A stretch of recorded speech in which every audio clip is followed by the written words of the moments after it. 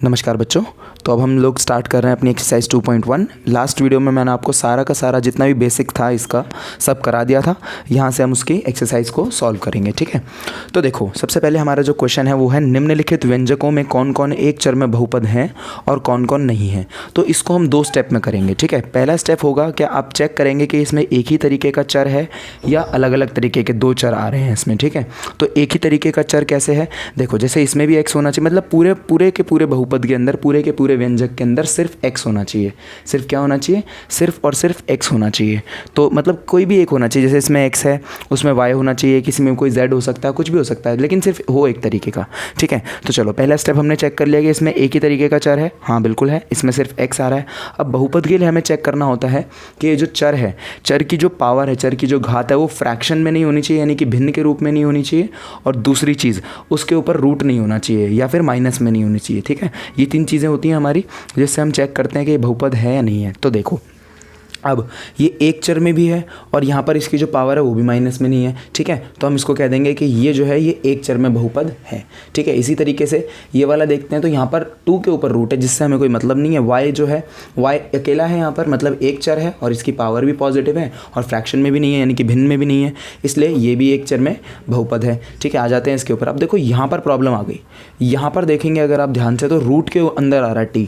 अब चर तो एक ही है, दोनों में टी आ रहा है, ठीक है, एक ही चर है, लेकिन टी की जो पावर होगी, मैंने आपको बताया था कि जो रूट टी होता है उसका मतलब होता है किसी की भी पावर 1/2, ठीक है। तो पावर कितनी आ गई, 1/2 आ गई, तो फ्रैक्शन में आ गई, मतलब भिन्न में आ गई, और जो नहीं होनी चाहिए, तो ये एक चर में बहुपद नहीं होगा, ठीक है। क्यों नहीं होगा, क्योंकि यहाँ पर जो पावर होगी, जो घात होगी टी की, जो चर की घात होगी वो किस में आ जाएगी, भिन्न के रूप में आ जाएगी, और यही आप कारण में लिख देंगे, ठीक है।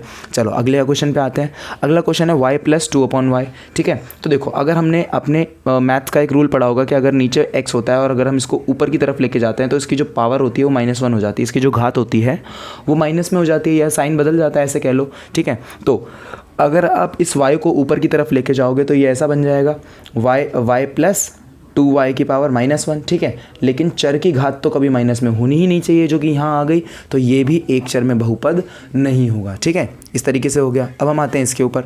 अब देखो यहाँ पर हमें एक चर में बहुपद बताना, लेकिन यहाँ x भी है, यहाँ y भी है और यहाँ t भी है। पहला स्टेप यही होता है कि हम चेक करेंगे कि इसमें एक ही तरीके का चर आ रहा है या दो तरीके के आ रहे हैं।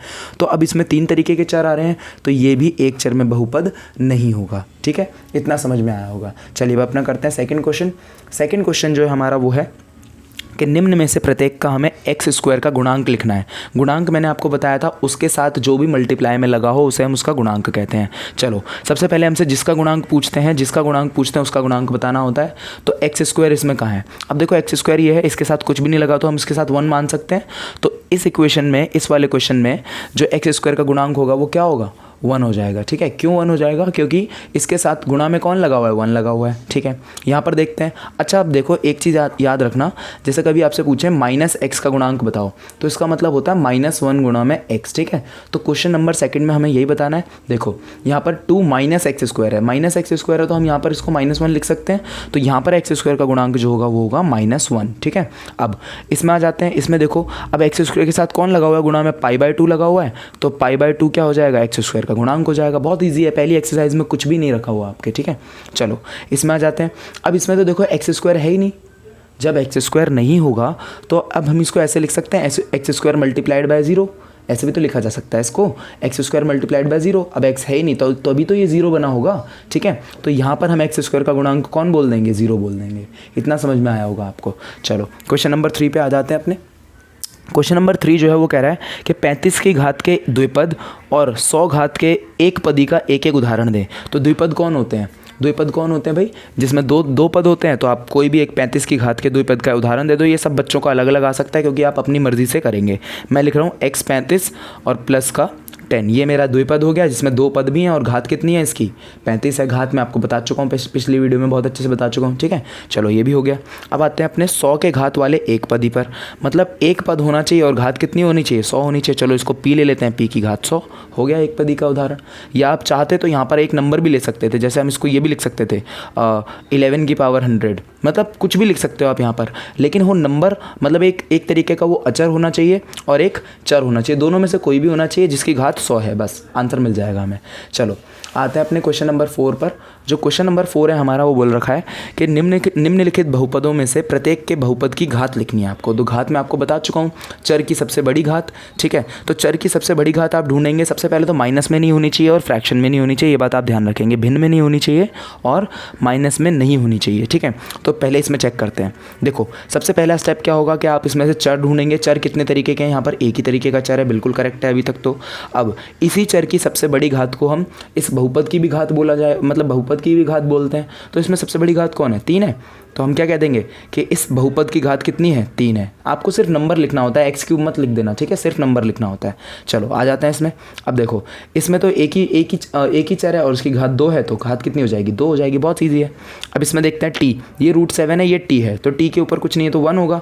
तो इस बहुपद की घात कितनी हो गई, 1 हो गई, एक ही चर था इसलिए। इसमें आ जाते हैं, इसमें तो भाई चर ही नहीं है, ठीक है, इसमें तो कोई चर है ही नहीं।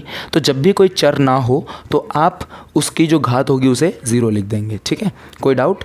इसे हम कहते हैं शून्य बहुपद, इसे कहा जाता है शून्य बहुपद। जिसके अंदर चर की घात 0 हो जाए इसे शून्य बहुपद भी कहा जाता है, ठीक है। चलो आ जाते हैं आप अपने प्रश्न नंबर 5 पर। तो हमारा जो प्रश्न नंबर 5 है वो है कि बताइए कि निम्नलिखित बहुपदों में कौन कौन बहुपद रैखिक हैं, कौन कौन द्विघाती हैं और कौन कौन त्रिघाती हैं। मतलब अब हमें घात देखनी पड़ेगी। देखो तो घात हमें देखनी होती है, सबसे पहले क्या चेक करना होता है घात देखने के लिए कि वो एक ही चर के अंदर है या नहीं है। तो इसमें एक ही चर है x और x, ठीक है, और इसमें से बड़ी घात कौन सी है, 2 है।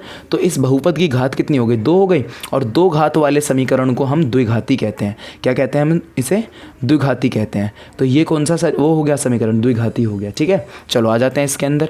अब देखो इसमें बहुपद भी जो चर है वो भी एक ही प्रकार के हैं, यानी कि x और x हैं, ठीक है। और इनकी जो घात है वो क्या है, 3 है। सबसे बड़ी घात कितनी है, 3 है। तो ये कौन सा हो गया, 3 घात वालों को कहा जाता है त्रिघाती। आपके सिलेबस में सिर्फ 3 तक ही है, ठीक है। चलो आ जाते हैं अपने थर्ड पे। अब देखो चर कितने तरीके के हैं, सिर्फ एक ही तरीके का है। तो और घात कितनी है, यहाँ पर 2 है। तो ये इसकी घात कितनी हो गई, 2 हो गई। तो ऐसे समीकरण को क्या कहा जाता है, द्विघाती कहा जाता है। ये आपको मैं बता चुका हूँ पिछली वाली वीडियो में, ठीक है। अब आ जाते हैं इसमें। अब देखो इसमें x की पावर कितनी है, 1 है। तो इस बहुपद की घात कितनी हो गई, 1 हो गई, ठीक है। तो ऐसे उसको क्या कहा जाता है, ऐसे उसको कहा जाता है रैखिक समीकरण, ठीक है। क्या कहते हैं, जिसकी घात 1 होती है उसे रैखिक कहते हैं, जिसकी घात 2 होती है उसे द्विघाती कहते हैं, और जिसकी 3 होती है उसे त्रिघाती कहते हैं। ये चीज़ हमने पिछली वीडियो में डिटेल में पढ़ी थी। अगर आपने वो नहीं देखी है वो वाली वीडियो तो जाके देख लीजिए, ठीक है। चलो इसमें आते हैं 3t।